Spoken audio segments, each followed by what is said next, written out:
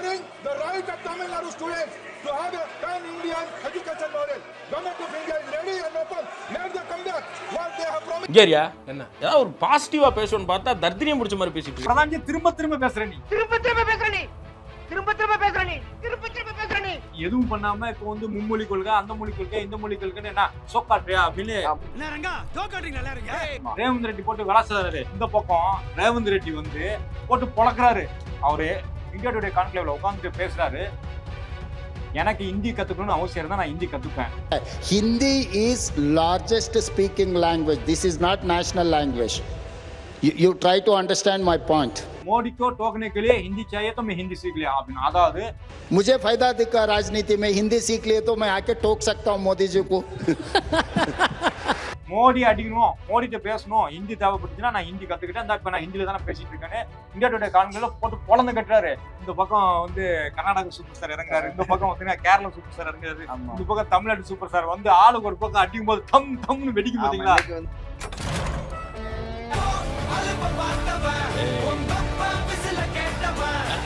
जब काटने के लिए नहीं होता है ना, जब भोगने के लिए भी नहीं चाहिए प्रधान जी. என்ன சொன்னு புரியல. ஹிந்தி தெரியாது போடா. நம்ம சிஎம் போட்ட ட்வீட்டுக்கு என்னன்னு ஹிந்தில சொன்ன, வேற ஒண்ணும் இல்ல. அதுக்கு ஹிந்தில சஞ்சய் தத் பேசின ஒரு ஃபேமஸான டயலாக், அதை தான் சொன்னேன். அதை நம்ம கடைசியில சொல்லுவோம், அப்பதானே நீங்க லாஸ்ட் வரைக்கும் பாப்பீங்க. சரியா? அதனால என்னன்னு தெரிஞ்சுக்கணும்னா மறக்காம சப்ஸ்கிரைப் பண்ணுங்க, மறக்காம சர்ப்ரைஸ் பண்ணுங்க. தேங்க்யூ. மிரட்டுறீங்க எப்ப பார்த்தாலும். ஆமா, இன்னைக்கு என்ன சம்பவம்? டெல்லியில நடந்த சம்பவம். டெல்லியில சம்பவம் செஞ்சது திமுக. ஆமா, அதாவது வாண்டடா ஒருத்தன் வண்டியில ஏறினா என்ன செய்ய முடியும் சொல்லுங்க. ஏற்கனவே வந்து குத்துதே கொடையுதுன்னு குமுறிட்டு இருக்கானுங்க. அதாவது இந்திய எதிர்ப்பு போராட்டம் அப்படிங்கிறது வந்து 1920-30 இருந்து ஆரம்பிச்சிருச்சு. இவங்களும் என்னெல்லாமோ தலைகள் நின்று பார்த்தாலும் இன்னைக்கு மறுபடியும் அதை தூக்கிட்டு பிரதான் பார்லிமெண்ட்ல இந்திய எதிர்ப்பு அப்படிங்கிற பேர்ல, மும்மொழி கொள்கை எதிர்க்கிறங்க பேர்ல தமிழ்நாட்டு மாணவர்களை நீங்க வஞ்சிக்கிறீங்க அப்படின்னு சொல்லி டிஎம்கே காரங்களை குற்றச்சாட்டு. அதெல்லாம் குற்றச்சாட்டு, பிரச்சனை இல்ல. ஆமா, தமிழச்சி தங்கபாண்டியன் வந்து பேசுறாங்க, எங்களுக்கு தர வேண்டிய நிதியை தரல, அதெல்லாம் சொல்றாங்க. பார்லிமெண்ட்ல எழுப்ப வேண்டிய பிரச்சனை, ஏன் எங்க பணத்தை எனக்கு தரலன்னு கேக்குறாங்க. ஒண்ணு அவர் வந்து என்ன நீங்க நாடகம் மாறுறீங்க, ரெட்டை வேஷம் போடுறீங்க, யார் தர்மேந்திர பிரதான், அதெல்லாம் விடுங்க. பார்லிமெண்ட்ல திமுக எம்பிக்களை பேசுறேன்னு சொல்லி ஒட்டுமொத்த தமிழக மக்களை வந்து பிரதான் வந்து கேவலப்படுத்திருக்காரு. இது வந்து ஃபர்ஸ்ட் டைம் இல்ல, இதுக்கு முன்னாடி நிறைய பண்ணிருக்காங்க. அதுவும் என்னன்னு நாங்க அந்த வீடியோல திருப்பி சொல்றோம். என்ன சொன்னார் அப்படின்னா, இவர்கள் வந்து நாகரிகமற்றவர்கள், இவர்கள் வந்து ஜனநாயகவாதிகள் அல்ல அப்படின்னு. ஜனநாயகத்தை பத்தி மனசாட்சி இருக்குதா? இவங்க எல்லாம் ஜனநாயகத்தை கொள்கைகளை ஏற்றுக்கொண்டு நடைமுறைப்படுத்துறதுல பிரச்சனை இருக்கும். அவங்க எல்லாம் எப்பவுமே பாசிசத்தை தான் கொள்கையை ஏத்துக்கிட்டு ஜனநாயக போர்வை போத்திக்கிட்டு வர்றவங்க. ஆமா ஆமா, அவங்களுக்கு வந்து நம்ம வந்து வாயில வந்தே 15 நாள் மனசுக்கு ஜெய் ஸ்ரீராம் சொல்லிட்டு இருக்கிறேன். ஆமா, ஆக இன்னைக்கு பார்லிமெண்ட்ல மட்டும் லாஸ்ட்ல அவர் மன்னிப்பு கேட்டது மட்டும் மன்னிப்புனா திரும்ப வார்த்தையை திரும்ப பெற்றது இல்லாம இப்ப வந்து அவர் மேல வந்து உரிமை மீறல் நோட்டீஸ் ஒண்ணு கொடுக்கறதுக்கு திமுக முடிவு பண்ணிருக்குது. இங்க சேதாப்பேட்டையில வந்து கொடும்பாவியரிப்பு நடந்துருச்சு. இந்த போராட்டத்தை தீவிரப்படுத்துது அப்படிங்கிறது வந்து திமுக கிடையாது. ஆமா, அது வந்து மோடி ஐயா திருவாளர் மோடியும் பிரதானும் அமித்ஷாவும் இந்த பிஜேபி கும்பலும் தான் என்ன சொல்றது, இதை தீவிரப்படுத்து. தமிழ்நாடு அமைதியா போயிட்டு இருக்கு, அழகா படிக்கிறோம், அடுத்ததா வேலை பார்த்துட்டு போயிட்டு இருக்கிறோம். ஆனா தேவையில்லாம எங்களை போராட்டத்துக்குள்ள எங்களை மட்டும் இல்லாம பக்கத்து ஸ்டேட்டுக்காரனையும் சும்மா கிடக்கா நீயும் வாடா மாப்பிள்ள அப்படின்னு. முன்னாடியாவது நாங்க தனியா கடந்து போராட வேண்டியது, தனியா ஒத்த செங்கலே தூக்கி அடிச்சோம். சரிதானே? அப்ப இனிமே 4-5 செங்கல் அடிச்சா அப்படி இருக்கும். இப்ப இந்த இடத்துல எனக்கு எப்படி கேரளா, கர்நாடகா, தெலுங்கானா, ஆந்திரா கூட டவுசர். எனக்கு இந்த இடத்துல இப்ப எப்படி தெரியுமா இருக்குது, எனக்கு அப்படி அந்த ஜெயிலர் படத்துல ஒரு சீன் வருங்க. இந்த பக்கம் வந்து கர்நாடக சூப்பர் ஸ்டார் இறங்குறாரு, இந்த பக்கம் வந்து கேரளா சூப்பர் ஸ்டார் இறங்குறாரு, இந்த பக்கம் தமிழ்நாடு சூப்பர் ஸ்டார் வந்து ஆளுக்கு ஒரு பக்கம் அடிக்கும் போது தம் தம்னு வெடிக்கும் பாத்தீங்களா.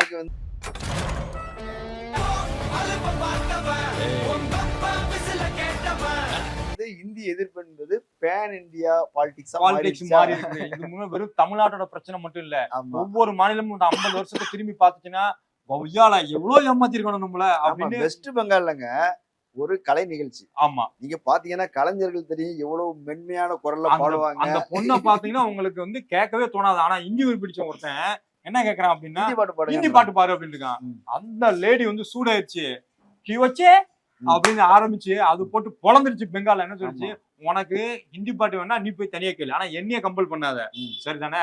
பெங்காலி பாட்டு பாடுன்னு சொல்லு, நான் பெங்காலி பாடுறேன், இங்க பெங்கால் தான் பாடுவான். அதுக்கப்புறம் தான் ஹிந்தின்னு புடிச்சு வெளுத்து விட்டுருச்சு. ஆமா. அப்போ இந்த உணர்வு இருக்கு பாத்தீங்களா, அது இந்த வந்து உணர்வு வந்து சும்மா வராது. அம்பேத்கர் என்ன சொல்ற, ஒருத்தன் வந்து நீ அடிமையா இருக்கு, நீ அவனுக்கு உணர்ச்சிட்டாலே போதும், அவனா வெகுண்டெழுவான்னு.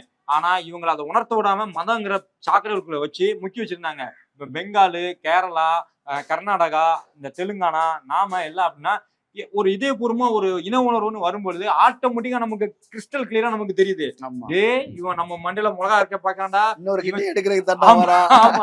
சரியா, கிட்னி எடுக்க கூப்பிடறான்னா நமக்கு தெரியுது. அதுல இன்னொன்னு ஆச்சரியத்துக்கு மேல ஆச்சரியம் என்னன்னா, உத்தரப்பிரதேசத்துல அங்க ஒருத்தர் எந்திரிச்சு பேசுறாப்படி, கட்வாலி மொழி அழிஞ்சு போச்சு, அவந்தி அழிஞ்சு போச்சு, போஜ்புரி அழிஞ்சு போச்சு, எங்களுக்கெல்லாம் மும்மொழின்னு சொன்னீங்களே, இதெல்லாம் ரேப் செய்த அந்த கொலைகாரன் யார்? இல்ல ஹிந்தி. அவங்க கேக்குறாங்க, நீ ஹிந்தி மும்மொழின்னு சொன்னல, ஹிந்தி இருக்குது, இங்கிலீஷ படின்னு சொல்லியிருக்கிற, படிக்க வரல. சரி, அடுத்தது மூணாவது மொழியா என்னன்னு கேக்குறாங்க.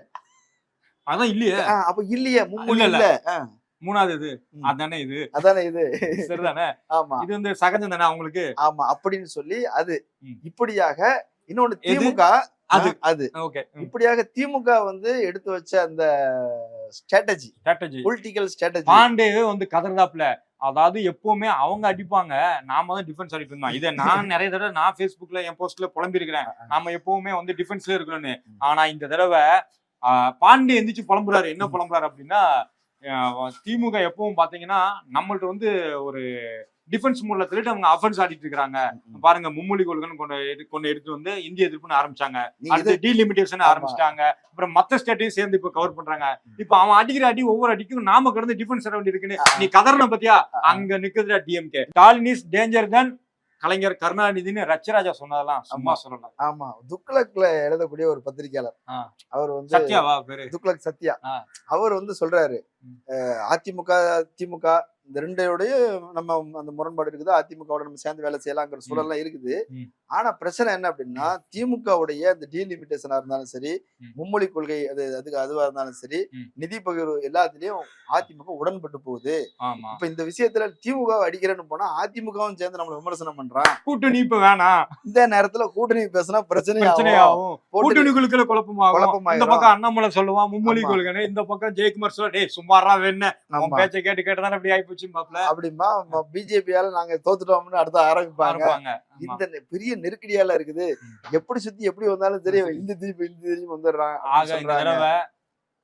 என்ன சொல்றது, திமுக ஸ்ட்ராட்டஜி எடுத்துச்சோ இல்லையோ, எதிரிகளை கதற விட்டு கொண்டிருக்கிறார்கள், அதுதான் உண்மை. ஆமா, இதுல வந்து என்னன்னா, இவங்க பார்லிமெண்ட்டுக்கு போறதுக்கு முன்னாடியே நாடாளுமன்ற எம்பிக்கள் கூட்டத்தை நடத்திருக்கிறாங்க. ஓகே, அதுல வந்து நிதி பகிர்வு, அதுக்கப்புறம் வந்து இந்த மும்மொழி கொள்கை, டீலிமிட்டேஷன், 3 விஷயங்களையும் கிளியர் கட்டா பேசி இதை எப்படி எப்படி பேசணும், சும்மாவே பேசுறது இல்ல, திமுக கூட்டணி கட்சிகளையும் இதுல சேர்த்து அவங்களையும் பங்கேற்க வைக்கணும் அப்படிங்கிற வகையில ரெடி ஆகி போயிருக்கிறாங்க.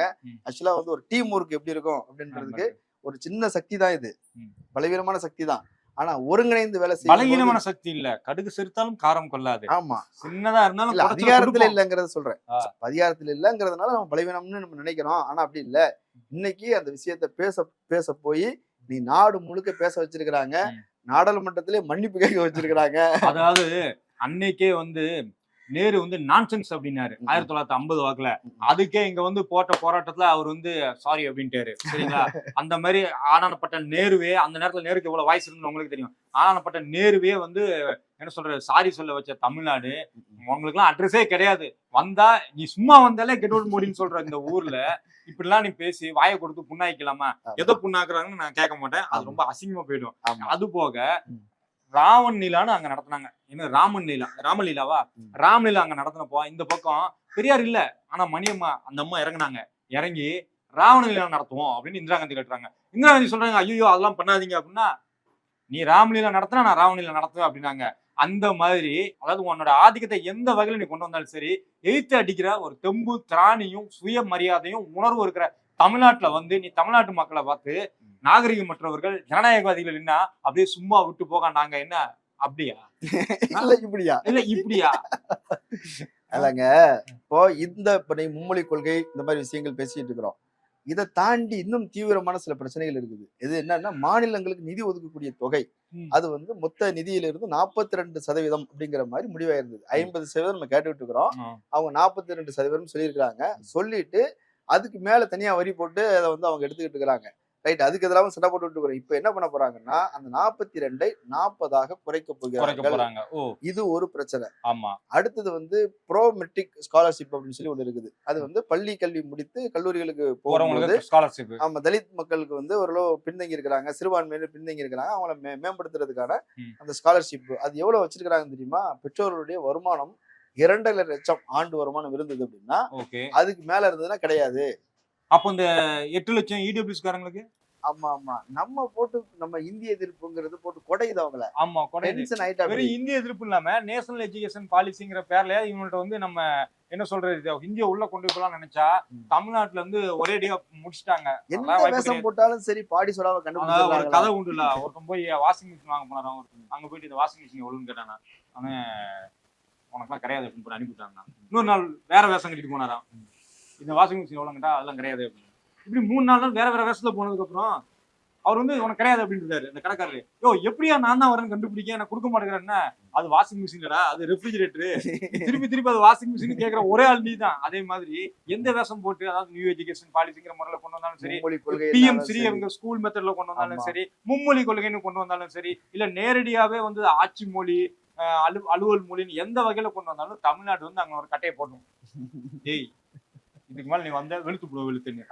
ஆக இந்த மாதிரி இருக்க சூழல இன்னைக்கு பார்லிமெண்ட்ல பிரதான் வந்து வம்பு எடுத்து சொல்லுங்க. தர்மேந்திர பிரதான் இந்த தர்மேந்திர பிரதானுக்கு பின்னாடியும் சிஎம் வந்து ஒண்ணு சொன்னாரு. ஒரு 7 நாளைக்கு முன்னாடி ஒரு ஸ்பீச்ல பேசுறாரு. பேர்லதான் தர்மேந்திரன் இருக்கு, தர்மம் இருக்குது, ஆனா வாக்குலயும் நடத்திலையும் ஒண்ணுமே இல்ல. நானா இருந்தேன் ஒரு டேஸ் இல்ல அப்படின்னு இருப்பேன். அவர் சிஎம் அப்படிங்கிற ஒரு மரியாதையா நாகரிகமா பேர்லதான் தர்மம் இருக்கு, ஆனா ஒண்ணுமே இல்ல அப்படின்ட்டாரு. ஆமா, நீங்க நாகரிகமற்றவர்கள் சொல்றீங்க. எங்க முதலமைச்சர் நாகரிகமா தான் உங்களை திட்டுறாரு. நாகரிகம் இல்லாம நடந்துருன்னு இந்நேரம் வந்து என்ன சொல்றது, இவங்க நம்ம பேசின பேச்சுக்கு நம்ம இருக்கிற கோவத்தை நம்ம வெளிக்காட்டணும் அப்படின்னா நாட்டை விட்டு இவங்க ஓடி போயிருக்கணும். அவ்வளவு கோவம் வருது, அவ்வளவு நாகரிகமா டீல் பண்ண போய் இன்னும் பார்லிமெண்ட் அப்படிங்கிற ஒரு விஷயத்தை அக்செப்ட் பண்ணி அங்க போய் போராடிட்டு இருக்காங்க இந்த 39 எம்பிக்கள். இந்த இடத்துல எங்க அண்ணன் சீமானின் தம்பி விஜய நம்ம வந்து ஞாபகம் வச்சுக்கணும். என்ன சொல்ற, அலங்கார பொம்மையாக அங்க போய் உட்கார்ந்துட்டு இருக்காங்க. ஏற்கனவே இருக்கிற எம்பிக்களே அலங்கார பொம்மையாக உட்கார்ந்துட்டு இருக்காங்க. அலங்கார பொம்மைகள் செஞ்ச சம்பவம் தான் இன்னைக்கு ஒன்றியத்தோட மத்திய கல்வித்துறை அமைச்சர் என்ன இருக்காரு, முட்டி போட்டு நான் சொன்னதை நான் திருப்பி வாங்கிக்கிறேன், வாபஸ் லேலியாஜி வாபஸ் வாங்கிட்டாரு. அப்படி இருக்கும்போது இந்த போராட்டம், இந்த இந்திய எதிர்ப்பு போராட்டம் வெறும் பார்லிமெண்ட்டுக்குள்ள நடக்கிறது மட்டும் இல்ல, தமிழ்நாட்டு மக்கள் இங்க அங்க பேசுனதுதான் உண்டு. இங்க சைதாப்பேட்டில உருவமெல்லாம் எரிச்சு சம்பவம் பண்ணி கட்டிட்டாங்க.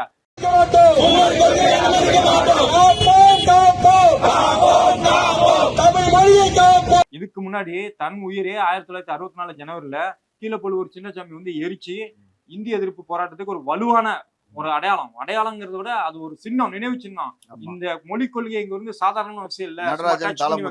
நடராஜன் தாளமுத்து, ஆமா, இப்படி ஏகப்பட்ட ராஜேந்திரங்க ஒரு குண்டடிப்பட்டு செத்தாரு. ஏகப்பட்ட கொலைகள், ஏகப்பட்ட என்ன சொல்ற உயிர் தியாகங்களுக்கு நடுவில் இந்த மொழி கொள்கை வந்து இங்க 2 மொழி கொள்கைன்னு இருக்குது. அதான் நீ வந்து ஜஸ்ட் லைக் தட் பார்லிமெண்ட்ல நான் பேசிட்டேன் 2400 கோடி கொடுக்க மாட்டேன் அப்படின்றா, அப்படி ஒத்துக்கிடுவாங்க நினைச்சேன்னா அதை விட முட்டாள்தானே வேற எதுவும் இல்ல. நாங்க விட்டு கொடுக்க மாட்டோம்.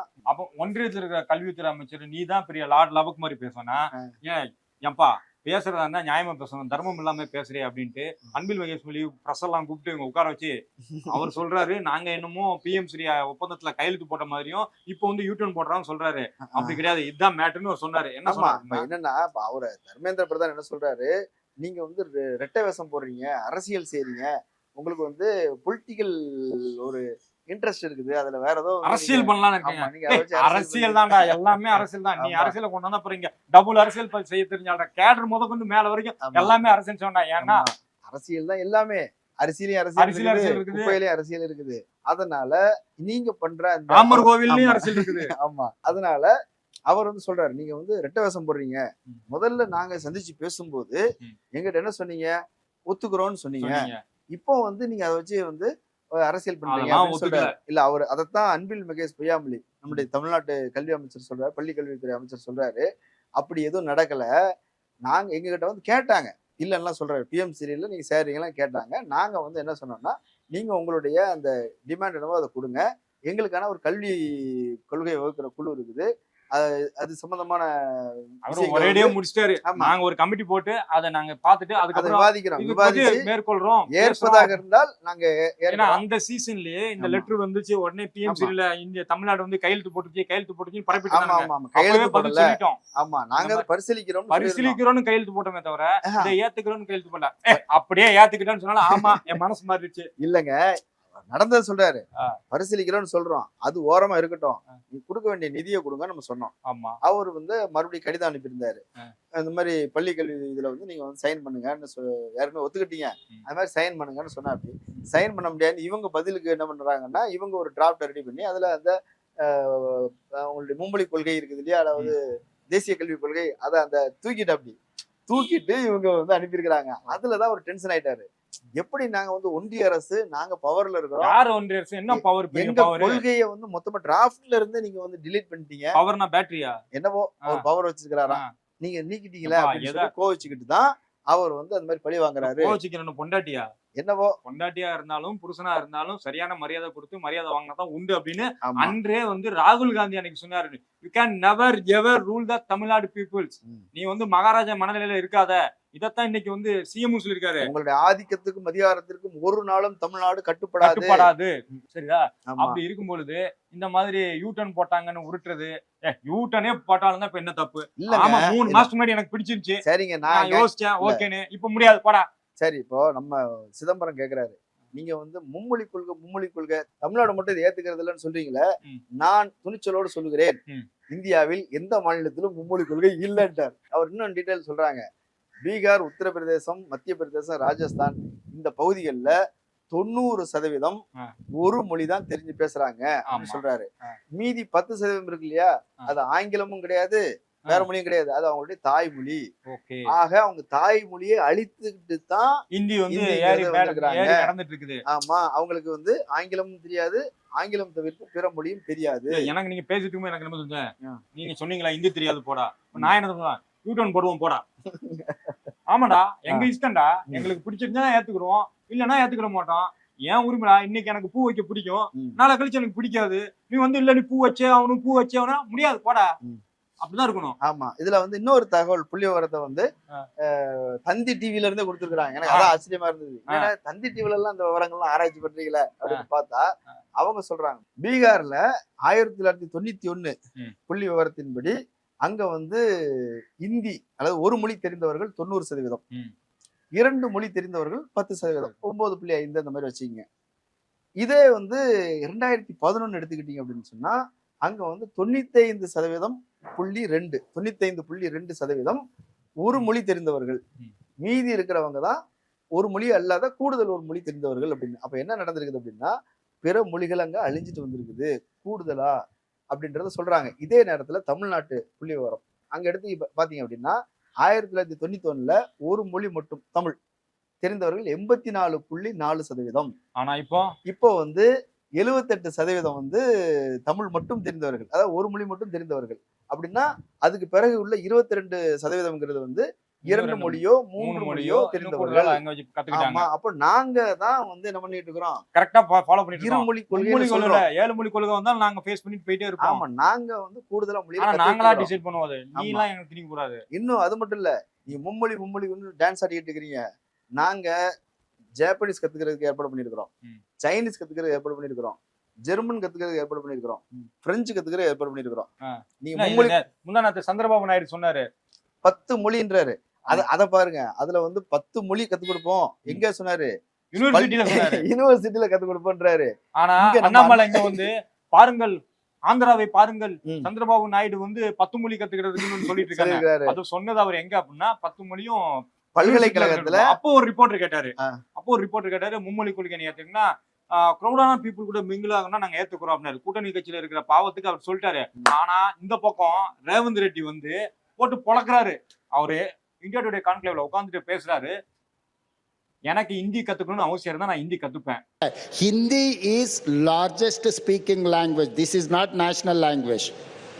You try to understand my point. Modi को टोकने के लिए हिंदी चाहिए तो मैं हिंदी सीख लिया आपने. अदाவது मुझे फायदा दिखा राजनीति में, हिंदी सीख लिए तो मैं आके टोक सकता हूँ मोदी जी को. மோடி அடிக்கணும், மோடிட்ட பேசணும், ஹிந்தி தேவைப்பட்டுச்சுன்னா நான் ஹிந்தி கத்துக்கிட்டேன், இப்ப நான் ஹிந்தில தானே பேசிட்டு இருக்கேன்னு இந்தியா டுடே காணொலியில போட்டு பொழந்து கட்டுறாரு. என் மேல திணிக்கிறதுக்கு நீ யாரு அப்படின்னு. அப்படியே ஸ்டாலினோட ஜெராக்ஸா, ஸ்டாலினோட போட்டோ காப்பியா, ஸ்டாலினோட குளோனிங்கா அங்கிட்டு வந்து கேள்வி கேட்டு எழுப்புறாரு. ஆக மொத்தம் இதுக்கு முன்னாடி 1930லயும் சரி, 1965லயும் சரி, ஆங்காங்கே இருந்த இந்திய எதிர்ப்பு போராட்டம் இப்போ இந்த சோசியல் மீடியா தாக்கம் பிளஸ் பரவலாக தமிழ்நாடு முதலமைச்சர் எழுதின லெட்டர்ஸ் இதெல்லாம் வச்சு ரொம்ப ஈஸியா பக்கத்து மாநிலத்துக்காரங்க யோசிக்க ஆரம்பிச்சாங்க. சித்தராமையா என்ன சொல்றாரு? ஆமா, அவர் பேசுறாரு இருமொழி கொள்கையை நாங்க பரிசீலிக்கும், இதெல்லாம் தேவையில்லாம எதுக்கு நான் இந்தி போட்டு சுமக்கணும், நீ சுமக்கிறியா? இப்ப அவர் கேட்காரு, தெலுங்கு வச்சு நீ பேசுறியாங்க. ரேவந்த் ரெட்டி கேட்காரு, தெலுங்கு பேசுறியா நீ? நார்த் இந்தியால இந்தியா பாப்புலேஷன்ல இந்திக்கு அடுத்தது இரண்டாவது அதிக மொழி பேசுறவங்க தெலுங்குக்காரங்க.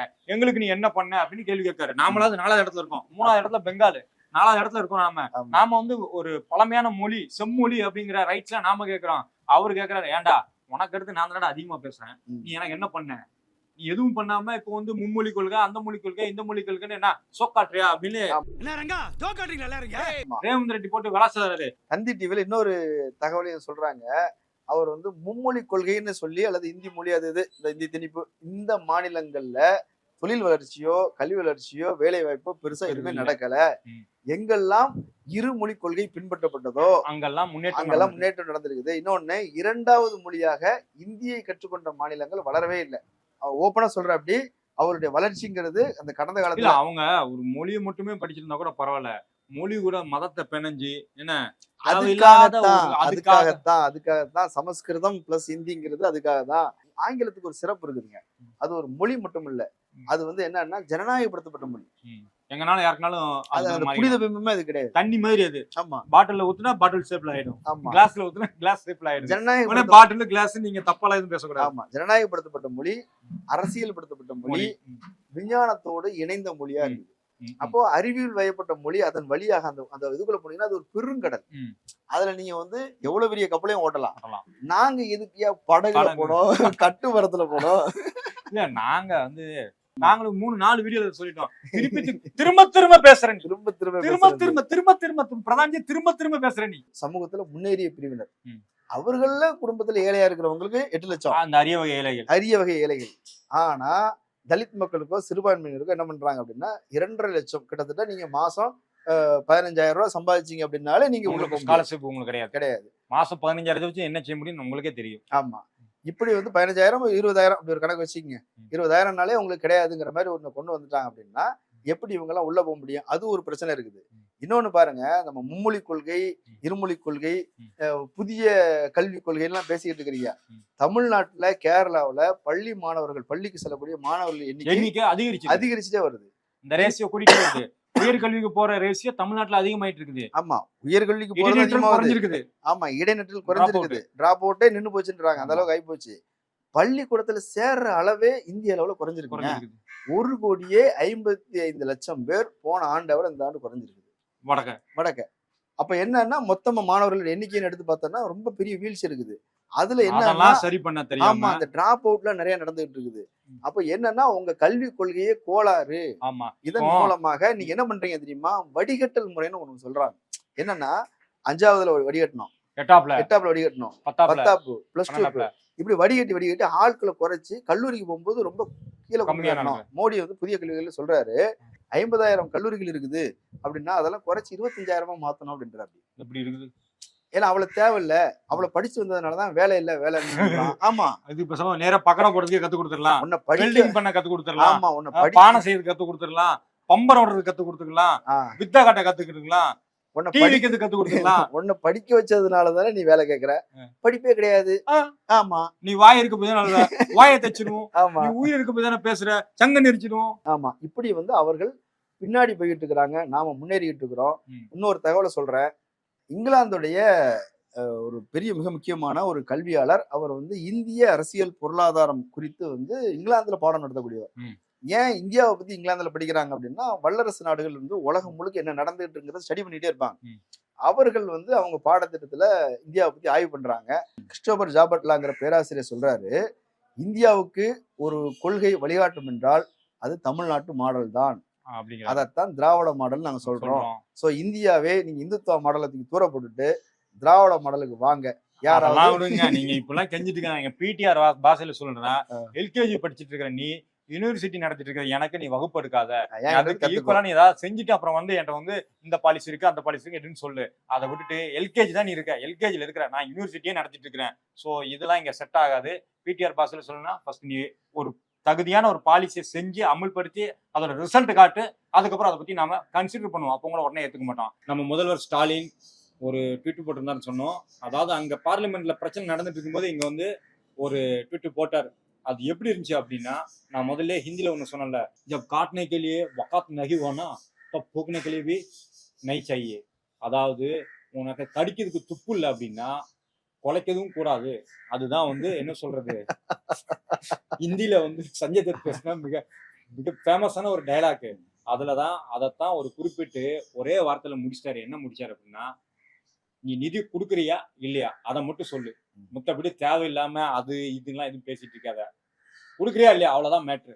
இதுதான் ஸ்ட்ரைட்டா டீல் பண்ணக்கூடிய விஷயம். அதனாலதான் மறுபடியும் சொன்னோம், Muthuvel Karunanidhi Stalin is more danger than Karunanidhi. அங்க எம்பிக்கள் பேசும்போது உங்களை வந்து ஒரு சூப்பர் முதலமைச்சர் தூண்டி விடுறாருன்னாரு. அந்த சூப்பர் முதலமைச்சர் இருக்கிறதே தூண்டி விடுறதுக்கு தான். அதனாலதான் அது சூப்பர் முதலமைச்சர். ஆமா, ஏன்னா இது தமிழ்நாடு. ஏத்துக்கிறதுக்கு அங்க ஒண்ணும் இல்ல.